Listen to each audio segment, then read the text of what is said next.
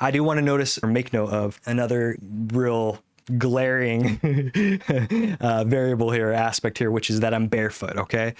The short answer is that for me and my body, it works better to have the proprioception, the feeling coming from your feet, and be able to make minute adjustments rather than to have shoes on my feet and not to be able to feel the ground.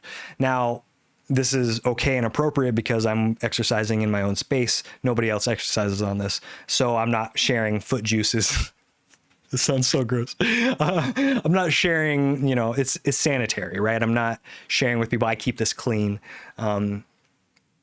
I will say, however, that it's a real quick way to stub your toe and maybe even break your toe on a weight or something.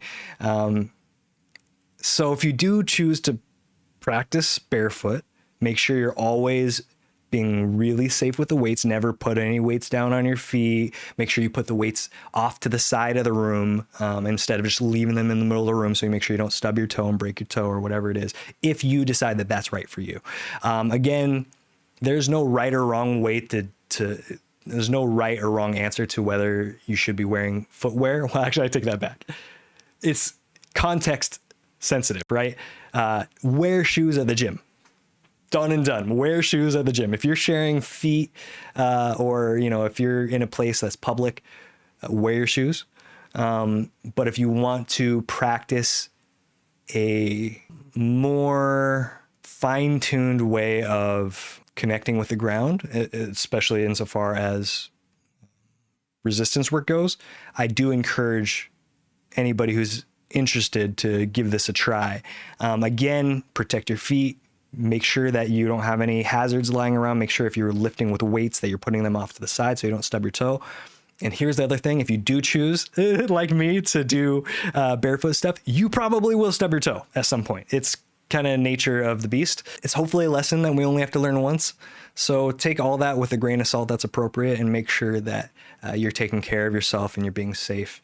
And that, you know, feeling good includes not stubbing your toe because you're exercising barefoot. Okay.